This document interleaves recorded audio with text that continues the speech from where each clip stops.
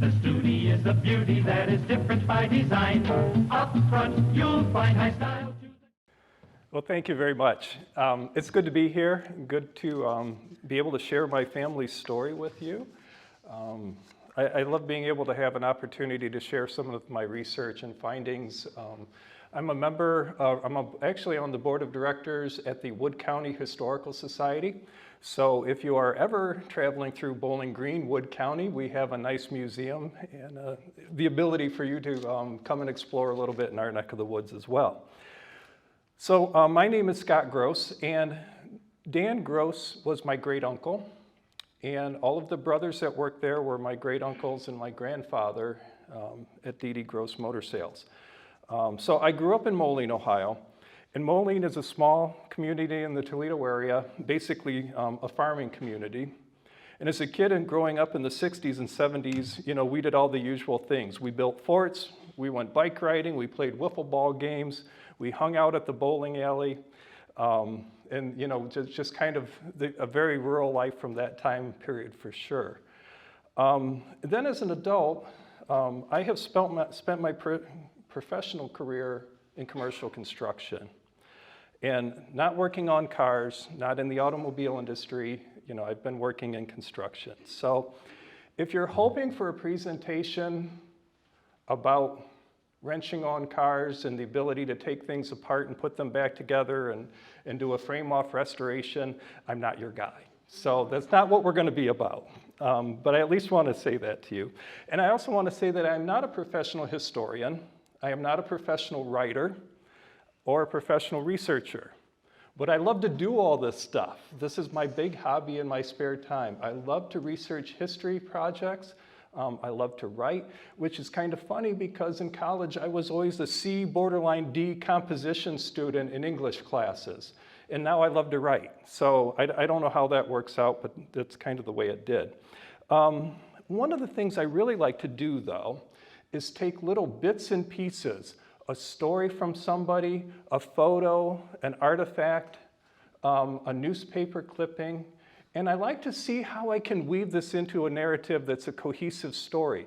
Because I find that friends and family members especially, they don't want to necessarily see all the detail. They want kind of just, tell me the story. So that's kind of what I try to do. And I have a couple of reasons for doing this, and the first one is, of course, is to make things presentable and understanding and engaging so that people that don't share the passion that I do are interested in reading and learning a little bit about their family. But the other thing that I have found in my time here working on some of these projects is if I don't get this recorded and down on paper, it's going to go away. So I work really hard to try to bring all this stuff together because I don't want it to be lost. I think it's a great story and it needs to be told. I have been a collector of all things dealership related since I was a kid. In the 70s, my grandfather and my great uncle Chuck would give me, you know, all kinds of stuff. Dealership memorabilia, oil cans, and all kinds of different things related to the dealership. And that's kind of what got me started on this project, but at one point in time I thought, I wished I knew some of the stories behind some of this stuff. So about 20 years ago, I had this idea to collect stories about the dealership. And with the help of my dad, we came up with a list of people from Lake Township and Wood County that did a lot of business at the dealership, that worked there part-time, worked there full-time, and I sent out a mailer. And I reached out to people, you know, kind of cast a big net. Do you remember the dealership? Do you have stories? And boy, did people have stories. I think I had 21 or 22 different people, some family members, some just people, longtime residents of the area, that either wrote to me or I interviewed over the phone or I met them in person, and I gathered a whole lot of stories from everybody. And so the sad part about this, though, is, you know, 20 years later, I set the project aside. You know, we got busy with life and raising our kid, and I kind of hit the wall on my research, so I set it aside for a while. Sadly, I think most all of the people that I interviewed 20 years ago have since passed away. So, but their stories live on in my work, so I guess if there's any credit to that. So, So I've been working on trying to turn all of this stuff into a book. And I really think it's an interesting topic because we are going to cover today from 1918 to 1972, the history of the automobile as seen by my family. I think it's a unique and interesting way to look at the automobile industry. We've all seen books written on different manufacturers and whatnot, but have you ever seen a book about a dealership with firsthand stories and photos and whatever? So that's kind of my angle. Will I ever get published? Who only knows? Right now I'm kind of, it's a labor of love that I'm hoping to at least get a little bit further along. So this presentation is not just about Studebakers. I actually cover three main eras of the industry. And those are Willys, Packard, and then Studebaker. So those are, the dealership's life cycle is basically broken into those three categories. And this is my favorite photo of the few that I have of the dealership. And we were talking earlier that that's, it's rare to have a color image. This photo was taken, I'm thinking in the spring of 1964. And usually the photos from that time period, if you've had them in your old family photo albums, they're yellowed and they look horrible. This was taken from a slide. My dad had a slide camera and he didn't take enough pictures, but he took some pictures. And so the colors remain very vibrant on a slide. And so, I've been able to have it reproduced and then enhanced a little bit. And it looks like we could go there today and stand across the street and see Uncle Chuck standing in front of that Lark, pulling that cute little Airstream. So we'll come back to this at the very end. But just so you know that this is my Uncle Chuck, Chuck Gross. And at this point, he was the president of D.D. Gross Motor Sales. So this is the showroom from about the 1970s after the business was closed up. And as a boy, I would stand in this showroom, when we would go up there, I would ride my bike up to the garage, as we called it, and I would stand in this showroom, and, the business was really winding down at this point in time. The showroom was dusty and dirty and hadn't seen a new car in the windows for many years. And the main shop was dirty and greasy. The body shop was dusty with the smell of Bondo and also grease and dirt, and of course Uncle Ted's pipe smoke, which penetrated everywhere out in the shop. And but it was just kind of at the end of its life cycle. My grandfather was getting older, Uncle Ted was getting older. It was still functioning as a service garage and a body shop, but it was a fun playground for us kids. And I could never wear good clothes up there because I was guaranteed to come home greasy and dirty. But when I stood in this showroom as a kid, I really had, I never realized the decades of new car models that were displayed in this very room. I had no idea the countless business dealings that had transpired right where I stood. And from the 30s to the 1960s, clients came to this showroom to look at their Willys, then Packard, then Studebakers, and make their purchases. So if you're not familiar, complete with Toledo area, the big yellow dot there down at the bottom is where the dealership is in Moline. And we are basically near the exits for Perrysburg exit for the Turnpike, and Perrysburg exit for 75. So that kind of gives you an idea of where it is. About straight south of downtown Toledo, and the Willys plant was located on the north side of Toledo back in the day. A couple of facts for you. Dan Gross was born in 1899 in Moline on the family farm. By 1917, he went to work for his uncle Frank Schreiber selling automobiles. In 1918, he started his own dealership selling Willys. In the 1930s, they actually expanded and sold Plymouth, Dodge, Chevy, DeSoto, Willys, and Rio trucks and had multiple locations. He was very involved in politics, and from 39 to 47, he was a Wood County commissioner. In 1940, they began selling Packard automobiles. They consolidated all business and gave up all other brands to concentrate on Packard. And then in 57, went on to sell Studebakers. Dan passed away on September 22nd, 1962, but his business continued in operation until 72.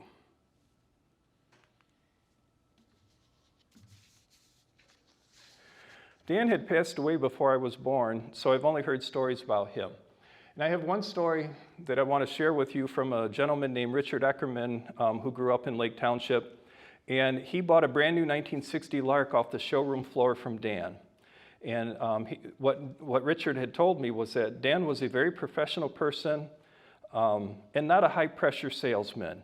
He showed me the car and some of the features, but then he just started telling stories. And we stood and we talked about everything but the car for about 10 or 15 minutes. Finally, he looked at me and he said, "Now, what do you think? Have you made up your mind?" Indeed, I had made up my mind and I bought the car.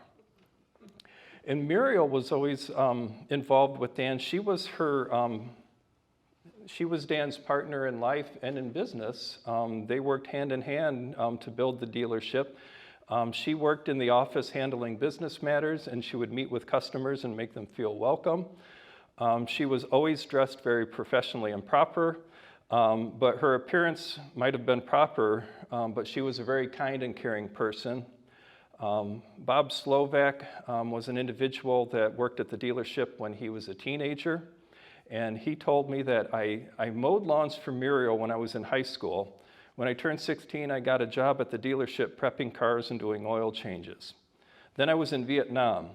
While I was in Vietnam, Muriel wrote me on a regular basis the entire time that I was serving. So that story really kind of stuck out to me. The brothers that joined in were Ted and Chuck, and Ted was primarily in body work and paint. And it was said that he was basically an artist, and he could reform any damaged car into the original contours using melted lead and patches of sheet metal. Mixing paint colors was also an art in which he was very experienced. In the early years, paint would oxidize and fade, and Ted was able to mix them to match the faded colors. Chuck was always involved on the business side. He started out as a parts and service manager in sales, and ultimately he went on to become president. And then this is Frank Gross, was my grandfather, and this is him in front of his 1931 Willys Model 97. Frank started out as the mechanic and ultimately became the chief mechanic at the garage. He was very gifted in repairs. He would use a methodical thought process to solve problems. And he was also a backyard inventor and fabricator. He was always tinkering to build something that was useful and practical around the house. My grandpa was very famous for grandpa jokes. And one of his last cars that he had was a 1966 Studebaker Cruiser. And according to him, it had 455 air conditioning. And that was 4 windows rolled down at 55 miles an hour. The funnier part of this joke is my grandfather never drove faster than 45 miles an hour anywhere.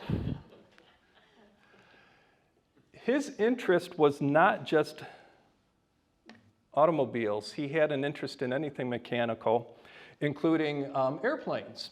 Early on, in the fall of 1928, him and a high school buddy named Cyril Wagner, they went off to Parks Air College in St. Louis, which was the first air college that has FAA license number 1 for training. It's still in existence as part of the St. Louis University of St. Louis.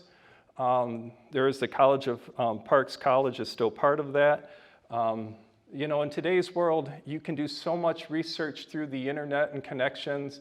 You know, I'd been in touch with a marketing person there and shared information, and she helped me find an alumni from the program that had a lot of really interesting back history on the Parks Air College, which 20 years ago wasn't quite so easy to do.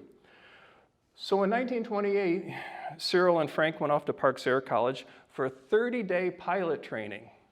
They learned about mechanics on engines, tearing engines apart, putting them together, 10 hours of flight time, including 1 solo flight before he got his diploma, which was basically a takeoff and a 5-minute fly around and circle and land. And at that time, by golly, 30 days and 10 hours, you're good to go. So he got his pilot's license. They bought this Waco 10 biplane, and he owned that for a few years. He sold it in the fall of 1933, and my grandmother used to tell me that, yeah, he had to sell the biplane to buy my wedding ring. Now, I'm not sure if that's entirely true, but I bet you there was a certain amount of truth to that story. And then the other picture down here in the corner is the E.M. Gross farmstead, which was just south of Moline a little ways. And I'm hoping that he was the passenger and Cyril was the pilot, because I don't know how you can fly a plane and take your box camera and take a picture at the same time.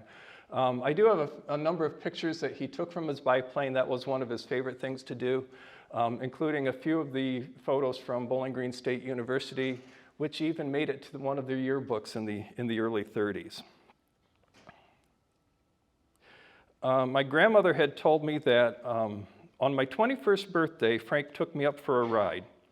The engine was loud, but the biplane was very thrilling. I'm surprised that my grandmother would let me, or my mother would let me go up in it. And sometimes Frank used to just fly down low around the farm just to say hello to me. So only one time did she fly in it. There was a second generation at the dealership, and this is my father. My father is 86 years old and couldn't be here today in person, but he did send me a text this morning, "Hey Scott, break a leg," so I know he's thinking about us. But Dad worked at the dealership from the age of 14, sweeping up floors and picking up and emptying trash cans. He became a mechanic in high school, and he also worked at the dealership while he was attending the University of Toledo. And there really wasn't a succession plan with him,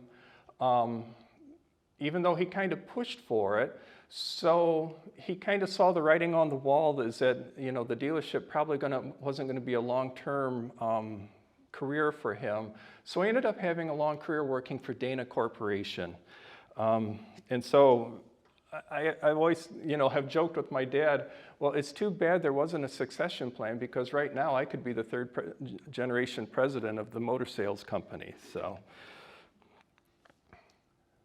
So the story begins in Moline in 1917. So this is Frank Schreiber's garage. This is Dan's uncle. And Dan began selling cars for Frank in 1917.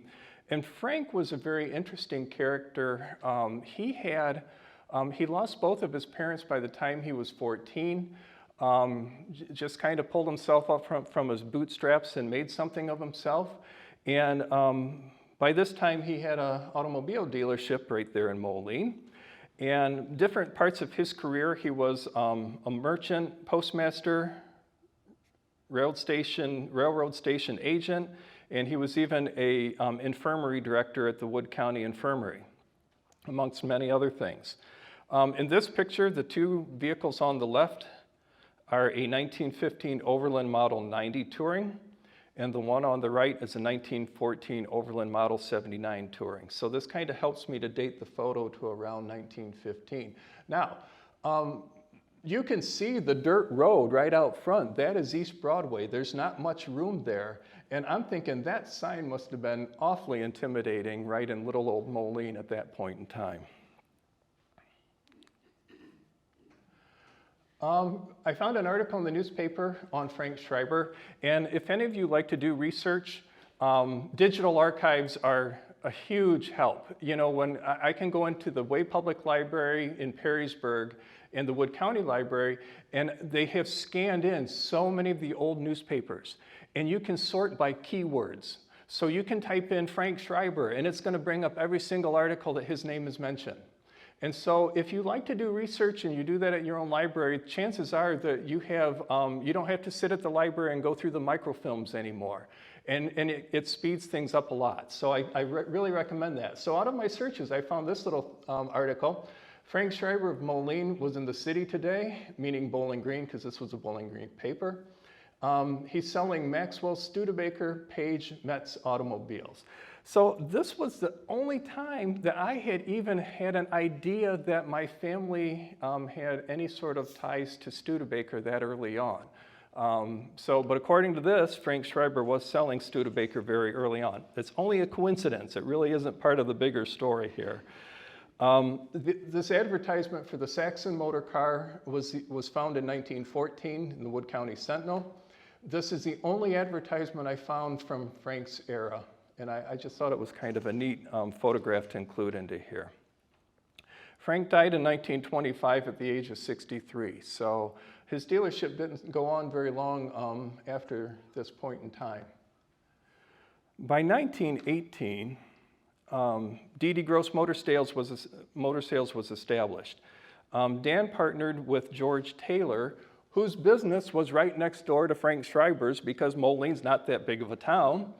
And George Taylor was about 20 years older than Dan, and he ran a stockyard in Moline, and he also sold Rio cars and trucks. Well, Dan joined with him to sell Willys Overland automobiles, and in part of my interviews, Charles Wagner told me that George Taylor had a flair for sales. He was the Barnum of Moline. George took Dan under his wing as a salesperson for his growing business in automobiles. Dan was known as the kid businessman, and when you add the ambition and personality of Dan to the carnival of the Taylor business, you had a recipe for success. This photo then down at the bottom is George Taylor and one of his other workers, and they are two pre-1922 Rio speed wagons. And George is on the right, posing with, I'm assuming, his dog.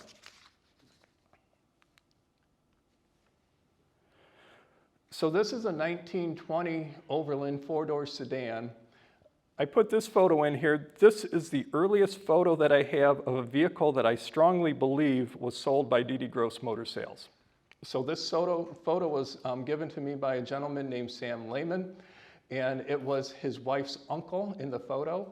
And he didn't have paperwork, but he's like, boy, I'm 99% certain that was bought at D.D. Gross. So I like to claim this photo as being the earliest version of a car sold at the dealership. And then there's this Willys Knight. This one is a 1928 Willys Knight. This photo was in my grandfather's collection of photos. I would like to believe that it was sold from the dealership. They did sell trucks as well as cars. And so this one belonged to S.A. Hemker, Hay and Straw in Perrysburg, Ohio. And the reason we have strong suspicions that this vehicle was also sold at the dealership was Mr. Hemker and my grandfather were good friends, so more than likely. And I'm not sure I'd like to be following that down the road, but I guess it gets the job done. One thing that happened during this time period, I think that Dan started to figure out two things. One was print advertising, how much that could help the dealership, and two was giveaways. And I find this throughout the entire life cycle of the dealership. And so in this case, there's a keychain, and it also kind of represented Dan's business relationship with George Taylor. On one side of the keychain, the Whippet slogan said, "Wherever you go, you see them. Wherever you see them, they go." And then on the Rio side, it says, "A rich man can buy no better make, and a poor man can make no better buy." Maybe a little wording, but I kind of a fun play on words on both of those parts of the keychain. And then the other part here, this is a leather folder that you could keep your documents in. That's one of those are the two earliest examples of advertising that I have in part of my collection. And then down below, this was one of the first advertisements that I found, and this was actually found in the Lake Breezes, the high school newspaper. Now, when you think of a high school newspaper, a lot of us will think of, going down to the principal's office and the mimeograph machine and running it. These were glossy magazines. They were really nice in that 1920s era. And so I'm sure that when the high school magazine was sent home with the kids, Mom and Dad took a look through it, and so Dan began doing an awful lot of advertising during this time period. So this is the building from 1970s after the building or businesses had closed up. It's a little rough looking at this point, and probably all the piled up snow doesn't help. A couple of things about it. The two-story area in the back was the original part of the building when Dan bought it in 1927. The addition off the back where you see the overhead door, that was the body shop. That was it. It was about a car and a half garage wide by the length of the dealership. You could get 2 cars in there end to end, and that was about all you had room for.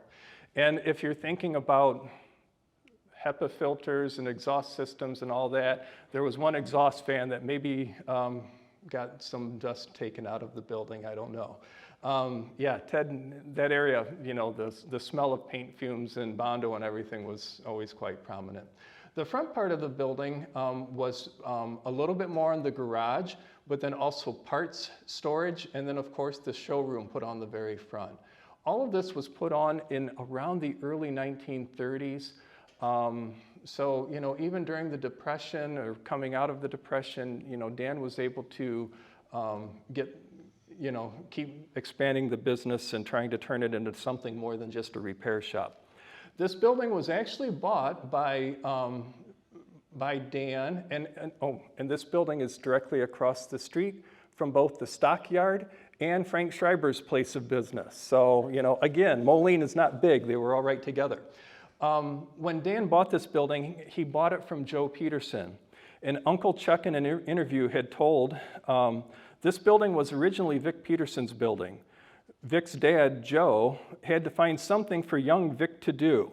So Joe built the brick building and put Vic in there to run a garage, since that was Vic's ambition. The only trouble that was that Vic could repair cars, but he didn't seem that he could handle his money very well. Along the lines, he went busted, and Joe wasn't about to refinance him, so he sold the building to Dan. So we're going to circle back to Vic. There's more to this Vic story than just that. But so that's how he acquired the building there in Moline. By the time they hit the 30s, they had expanded their business to multiple locations in neighboring towns and multiple brands, including, you know, Dodge, Chevy, Chrysler, DeSoto, and Pontiac. According to Chuck, they had to sell them in different places because of the franchise agreements and whatnot. And he said that they weren't very fussy about what the place looked like. They would just rent a storefront somewhere that wasn't being used and set up shop in that, but they really did all the paperwork and all the business back in Moline. And you'll notice on here, they set up one of them in TW Gross Motor Sales in Gibsonburg. They put that business in Uncle Ted's name, so that was his initials. The Walbridge shop was actually more than just a storefront. So this was a service and gas station, and then they sold brand new Chevrolets out of this location. My grandpa Frank was put in charge of running this location, which was only a few miles from the Moline shop. On a bitterly cold night in January of 1936, fire destroyed the building along with 15 new and used cars that were sold and stored inside of the building. Evidently, after the fire and the devastating loss, that part of the business was never rebuilt or put back in place. So my grandfather moved back to the Moline shop and started working back there again. So by 1940, they began selling the Packards. And Dan basically closed down all other businesses, consolidated all their efforts on the Packard brand and out of Moline. And this Packard illustration was actually taken out of showroom literature, part of my collection, and it kind of shows what kind of luxury car they were putting together at that time, said being comparable to Lincolns and Cadillacs and cars of that nature. So this is another interesting tidbit that was given to me. In the corner is a copper printer's block. And that was given to me by my cousin Ron a number of years ago, and it was kind of cupped, and I really couldn't tell what it was. And I took it to a place in Fremont we were living at the time, and there was a place called Engler Printing. And Mr. Engler actually had Auburns, so he had a big interest in automobiles. He cleaned up this printer's block, mounted it onto a piece of wood, and straightened it out best he could so that we could print out images to see what it looked like. And the printer's block is about 5 by 6, so it's a pretty sizable image. And this is the image that we got. Mr. Engler printed up a whole bunch of those for me, and it was quite interesting. Notice down at the bottom would be where the dealership went, and then the price tag was blank. Okay, so I start my little research going, and by golly, I found the ad in the newspaper. It was in the Perrysburg Journal on December 27th, 1940, and in the Perrysburg Messenger on January 2nd, 1941. So there's the ad, the price, DD gross motor sales, and it must have been in conjunction with another Packard dealership in nearby Perrysburg. So I kind of feel like I have the trifecta here. I have the original printer's block, I have prints made from it, and I have the advertisement from the newspaper. If you're kind of a history nerd like me, that's a pretty cool thing. So, okay. So we get through the Depression, the business is doing well, and then of course World War II hits. And obviously a very devastating time for our nation, for businesses, for communities. A few things about World War II is Dan was commissioner for the county at that time. So as being commissioner, he served on the Council of Defense, which helped coordinate the scrap metal scrap drives throughout the county. The dealership, through a series of full-page newspaper advertisements with other businesses, supported the effort of selling war bonds and making donations to the American Red Cross. And of course, you know, new production of cars ceased during this time. Even replacement parts became very difficult to get. Tires and gas were being rationed. And so the dealership really had to concentrate on just making repairs to stay in business during the wartime. Frank scavenged parts off of junk cars that were stored on their lot, just doing whatever they could to kind of a patch-up situation, just to keep customers' cars running and going. I'd found my grandfather had some of the ration coupons yet, and he was able to get 4 gallons of gasoline a week. So I can't imagine how they figured out how to make do during that time. It really says a lot to that generation to be able to, just be able to keep on here during that time. So during the scrap drives, they would occasionally sell off a junk car off the lot or two. And my dad recalled the heartbreaking decision that was made that they junked a wrecked Duesenberg that they had acquired. And the sad thing about this was, looking back, that the car could have been repaired, and then of course the value of the Duesenberg really skyrocketed in later years. So, but that was one of the things that happened during that time. Out of World War II, Chuck Gross was the only brother to get drafted. The other brothers were all slightly older, so he kind of got in on that tail end. So he was at World War II. And he did go to Europe, and I think about, for such a small staff of employees, both part-time and full-time, I think total there were 7 young men that went off to serve in World War II. And the business only employed about 12 people. So it's really amazing, what each community went through during this time. Some of the people that I interviewed did share stories with me about their experiences during World War II. I think probably the most harrowing was the story shared with me by Irwin Welling, who was a part-time employee and farmer in the area. And Irwin Welling wrote to me one day, "I went into the Air Corps in January of 1943. I was the crew member on a B-17 bomber stationed in England. A complete tour of duty was 25 missions. After that, you could return home. It was on our 23rd mission that we were shot down. We were first shot down while on a bombing run over an aircraft factory south of Berlin. We kept on flying, but we were hit again while flying over Bremen, Germany. I bailed out of the plane, and then I was a prisoner of war for a year." So, just an amazing story and what he went through during that time. By the fall of 1945, the war was coming to an end, and life was slowly beginning to return to normal.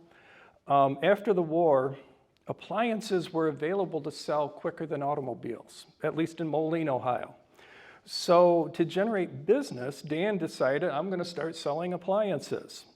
And so they used the sale of appliances to supplement auto sales into the mid and late 1950s.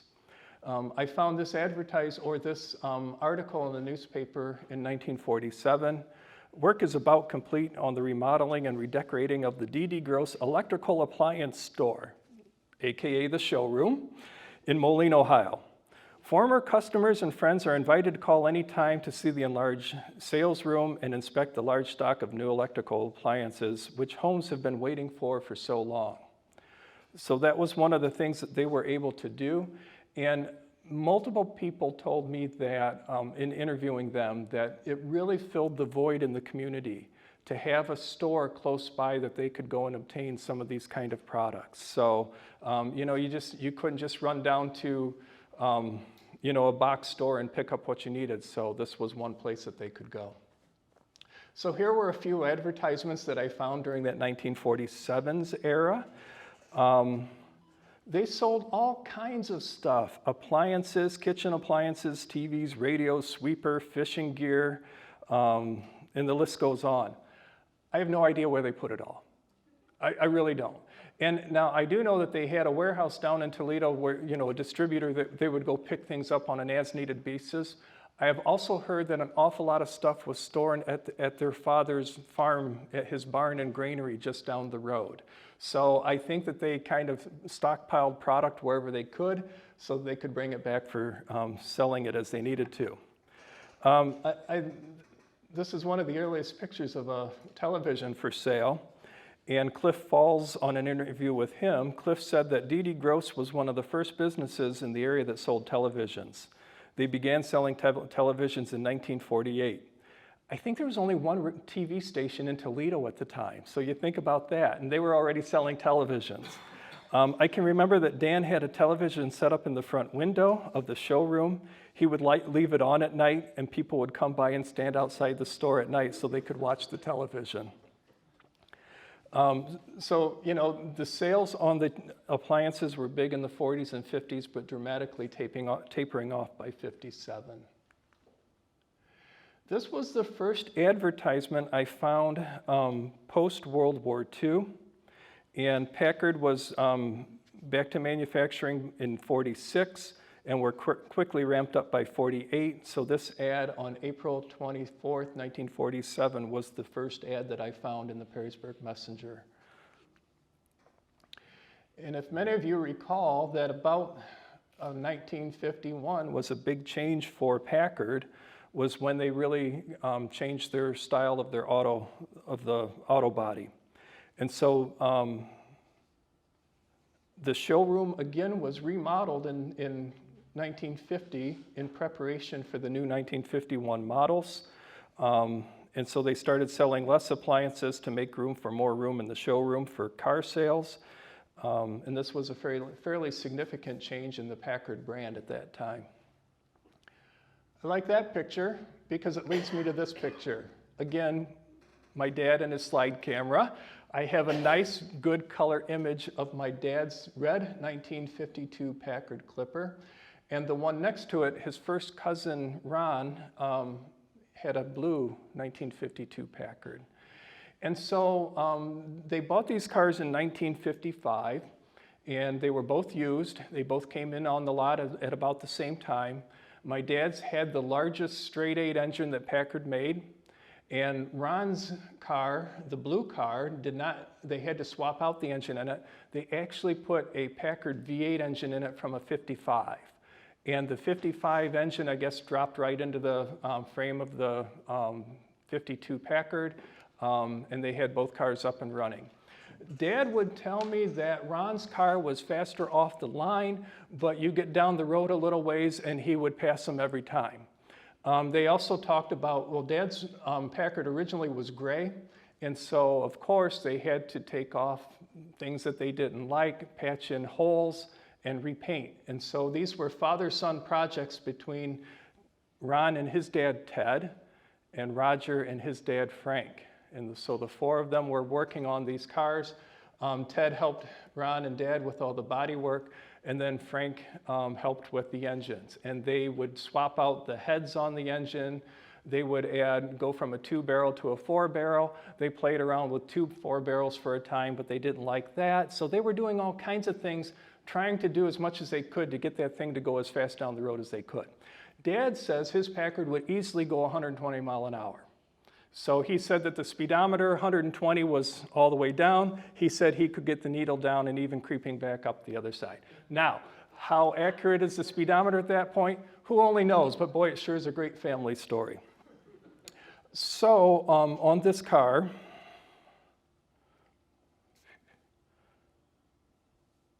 let's see.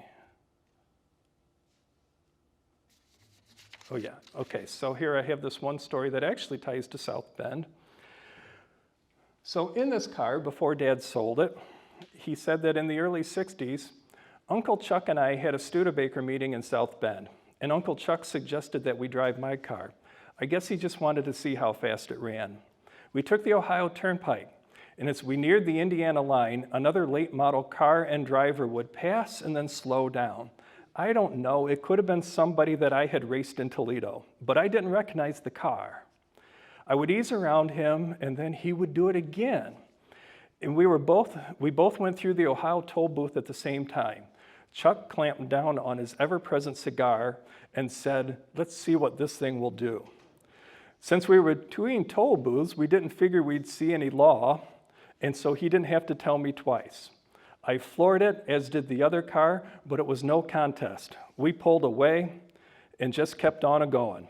Chuck looked over and saw my speedometer was about at 120. I think he bit the end off of his cigar.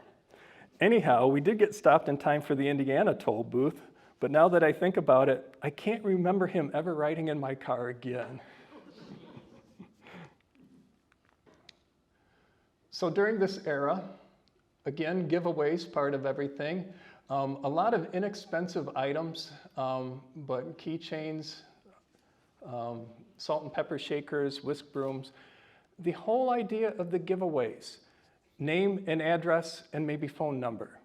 And I think that was their idea. We just give this stuff away. It's going to get into somebody's hands that needs to buy a car, and they're going to come see us. And so this was kind of a big deal throughout the whole career of the dealership.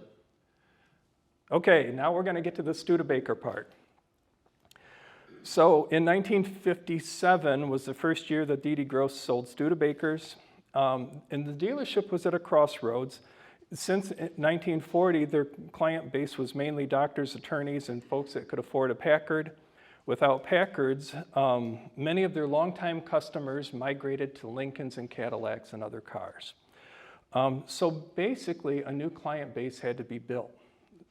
Looking, around a client base of people interested in Packards or in Studebakers at that time. And according to my dad, that 57 and 58 were kind of lean years for the business, that the car sales hadn't taken off yet, the new client base was being developed. They were still known for being a repair shop and a body shop, but it was a little bit of a challenging time at first. This article appeared in the paper at that time. So I found a few ads in the paper from 1958. So for the Scotsman,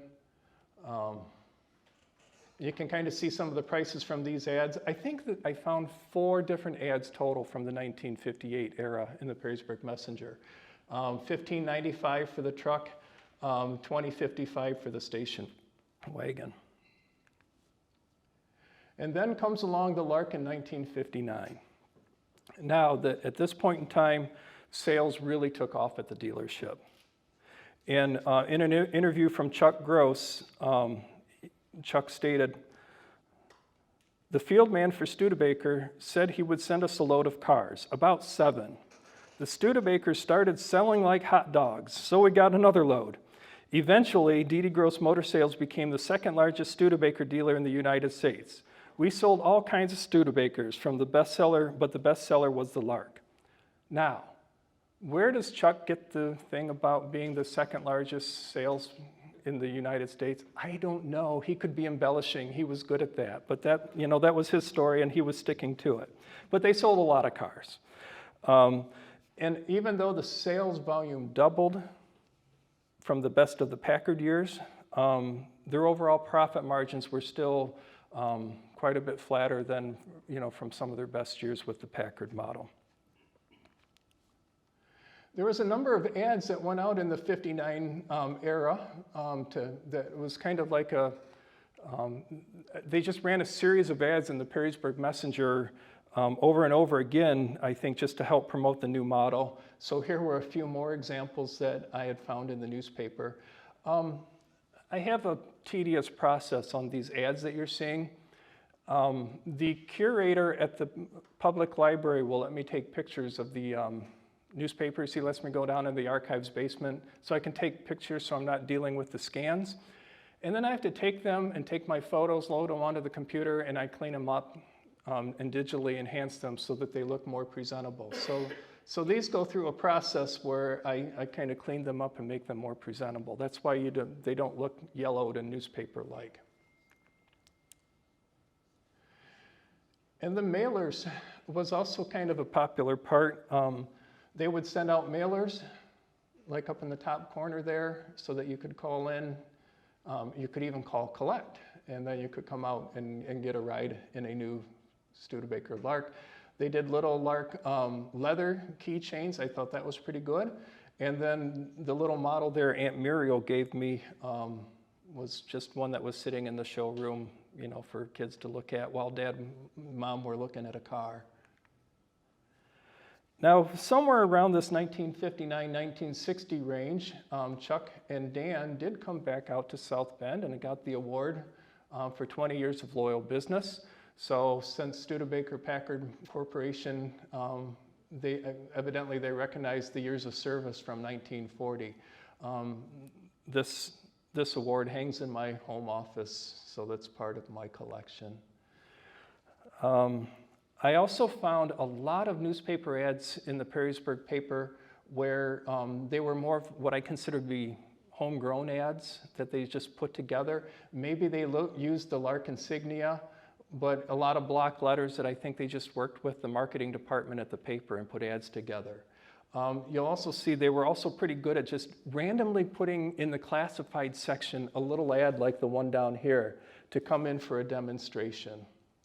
I thought those were always kind of funny and quirky to do something like that. Does anyone remember the driveaways that they would have here in South Bend? So my dad talked about this, and the idea is that according to my dad, I got to go to some of the new car showings and driveaways that were held in South Bend. Driveaways were showings for the dealers. It was always a big party with lots of hoopla. After the showing, the dealers drove a new car back to their dealership to sell. The 1961 driveaway was an especially big deal since it introduced the overhead valve six-cylinder engine. After I got back to Moline, I sat with Dan and we wrote an evaluation letter about my impressions of the new engine, and it was a big improvement. So that was even at the driveway, they got to take a picture of my dad as he drove off in his car. So, and my dad with his slide camera. So at the driveway, he took 3 pictures, but at least he took 3 pictures. And so these were all the 61 Larks ready to be driven away and all out in the staging area. And the color of the slide pictures, it looks like we were just out there this morning to look at these cars sitting there. So I'm happy that I have at least a few color images to also help document his trip out here to South Bend at that time. So I'm going to jump ahead to 1962. And Uncle Chuck, when I was back delivering newspapers and 14 years old, he was cleaning out some of his office stuff, and he would save anything Studebaker or Packard and give to me, or anything dealership. And he came across this.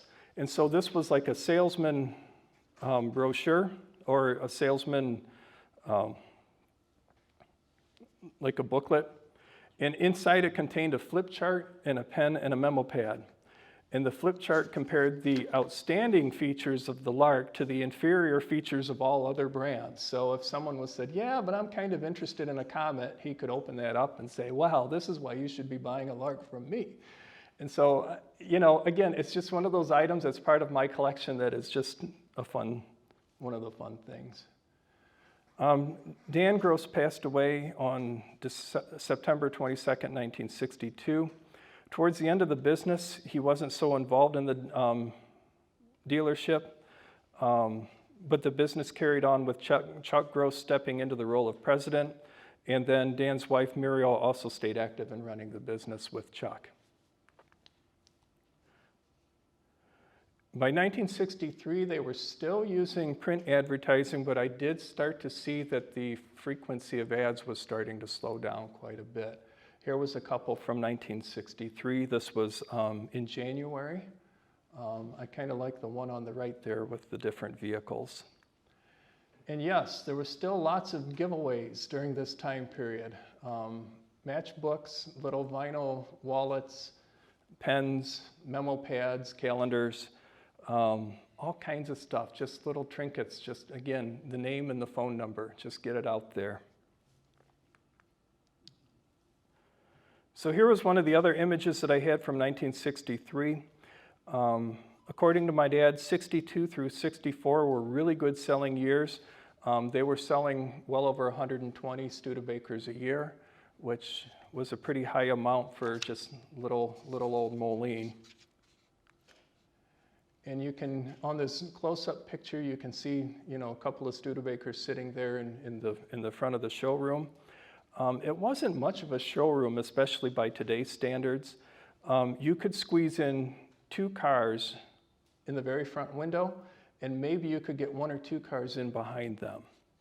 And my dad relayed the story to me that the addition of the showroom, the floor was about 2 feet higher than the original garage. And so when a car went onto the showroom floor, the process of getting it there was kind of tough. Very carefully, cars were driven up a ramp through the double doors into the showroom. The opening was very narrow, and care had to be taken to not scratch or damage the new cars. With the clearances so tight, we had to use big floor jacks to hand push and manipulate the cars into their final position in the showroom. However, Murphy's Law of the showroom floor was that the car that was sold was always the first one in front of the lineup, so they all had to be moved to get it out, and then the process would begin all over again. The print advertising was slowing down. I found this ad, and I thought it was kind of odd to have an ad featuring the 63.5. Never have I encountered that before on some of my research, so I thought that ad was kind of neat. And then the 64 Studebaker was actually in the Bowling Green Sentinel. We're getting very close to the number of ads that the dealership was running, though. And so just like the South Bend experience for the driveaways, Susan Gross, Chuck's daughter, remembered going up to the Hamilton plant for a tour in 1964. And she said that they organized the trip, and the whole family went along. And from Detroit, they assembled a group of dealers and their families, and from there they were bused to Canada. And then they boarded a train which went to Hamilton and to the factory. They toured the factory and they watched new cars coming off the line. After the scheduled events, each dealer got his export and drove home a new Studebaker for the US. So there were these photos that Uncle Chuck took. And then this was a professional photo that was taken at the plant. A lot of people will ask me, well, who's the other couple with Chuck and Ruth?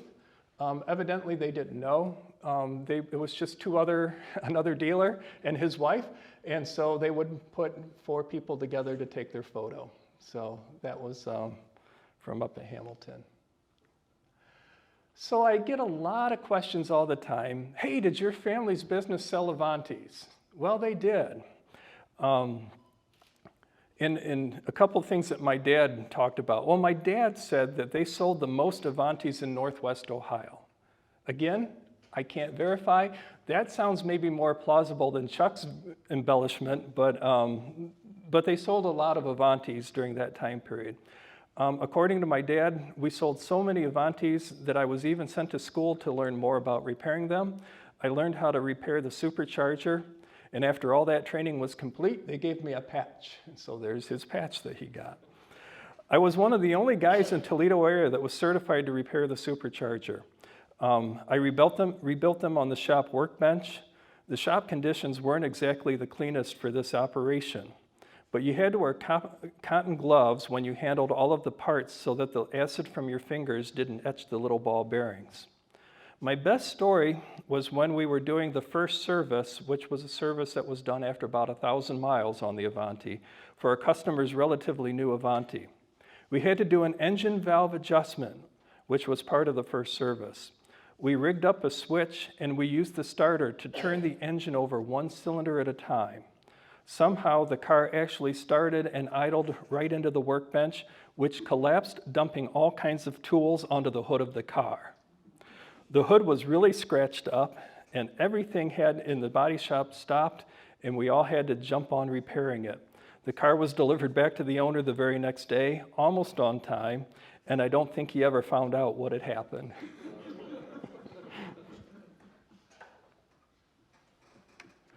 So these are the last two ads that I found from the dealership. The Studebaker ad was the last new car advertisement. And then in 1965, December 16th, I found this advertisement for used cars. And that after this time, the trail ran out on advertisements in the newspaper. And then this is part of my collection, the 25 years of loyal service. So that, my grandpa hung on to all this stuff, so that's why I kind of can share some of this with you. So there was that one. And then this is the 1966 Cruiser that my grandfather purchased. And it was one of the last ones made. And it is also the car that I learned to drive in, one of them. This one and an AMC Hornet were the two cars that I learned to drive in. And this is also the car that had the 455 air conditioning that you're so fondly knowing about now. And when my grandfather taught us grandkids to drive, one of the things that he was insistent upon was that everyone could figure out how to change a tire. So he's like, you have no business driving out on the roads if you can't change your own tire. So that was kind of his rule to all the grandkids when he was teaching us to drive. Unfortunately, this car was hoping to be a restoration project. In the 1990s, the car was down in Georgia. My dad was living in Georgia at the time. They took the car all the way down there. He always had big ambitions to restore it, never got to it. I had met up with a fellow at work named Denny Sheets, and Denny Sheets and his dad, Denny Sheets, worked on Studebakers in Woodville, Ohio. And they decided we're going to go down there, and I don't know if my dad gave it to them, if they bought it or whatever, but the car became Denny's. And they trailered it all the way back from Conyers, Georgia, back to Woodville, Ohio. And they knew even when they were loading it on the trailer, it had problems. And when they got back here, indeed, it had problems. And Denny Sr. later wrote to me, Scott, I am sending the title, body, and chassis tags from your grandfather's Studebaker Cruiser. We had to recycle the car because it was very rusted and had a broken mainframe. It was a shame we had to do it, but there were just no other options. Your grandfather's car lives on, and many good parts sold from it to other Studebaker owners to keep their cars running down the road. So that's kind of a sad part of it. I did order the documents from the museum on my grandfather's car, and yes, it came in Mont Royal red, and it had the black cloth bench seats. And the Ohio registration was the last year that my grandfather registered the car, because then he passed away shortly during the course of that year, 1979. This is the last sign that hung on the front of the building. According to Chuck Gross, 1972 was our last year in business. After Dan died in 1962, Ted, Frank, and I ran the business until the end. Frank was getting older, and then Ted got cancer, and at that time, that's when I finally said, hey boys, I can't run this alone, and I don't want to start up with a whole new crew. So we ended up just closing the business. I don't know whatever happened to that sign. I wished we still had that. That would look great in Bowling Green. Kind of unceremoniously, the building was auctioned, or the contents of the building were auctioned off, all the parts, everything. There was a big sale. So, you know, it's kind of a sad ending, but not all is sad. Do you remember Vic Peterson from the very beginning? Well, Vic Peterson actually went on to be a very solid businessman in Moline. And he bought his building back from the dealership. And so Vic had gone on to become a very successful businessman. He had a repair garage. He sold farm implements. He sold Moline, Minneapolis Moline tractors. He sold wheel horse garden tractors, all kinds of stuff.